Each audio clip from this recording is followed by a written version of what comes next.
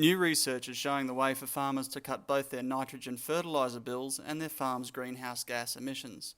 The research into nitrous oxide emissions has shown that more efficient use of nitrogen on farm not only saves money, but limits the amount of greenhouse gas released.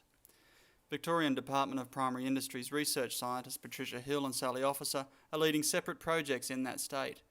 Dr Hill's research in Horsham forms part of the National Adaptation and Mitigation Initiative involving the Grains Research and Development Corporation. One of the things that we're looking at in our trials are the effect of tillage on nitrous oxide emissions. We're trying to find out whether conventional systems are different compared with no-till systems in terms of nitrous oxide emissions. Reducing nitrous oxide emissions actually has a positive effect on both environmental condition as well as for farm economics, because nitrogen loss from the farm costs the farmer money but also contributes to global greenhouse gas emissions.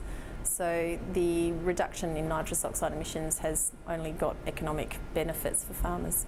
Keith Fisher is a grain grower taking part in the trials. These trials, hopefully we can reduce the losses and so reduce the inputs we're putting into our crops, but also work on what rotations work best for reduce the losses into the atmosphere.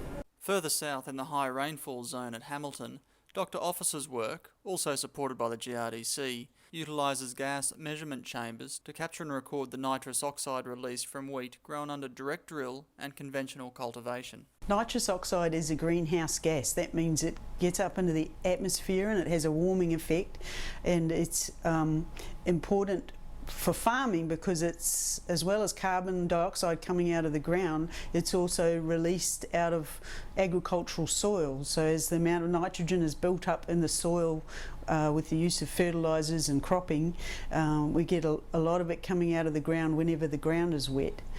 At this stage, most of the nitrous oxide coming out of the ground is about how much water is in the ground. So the wetter your soil is, the more nitrous oxide we'll get in general. And we're getting some moderating effect of our treatments.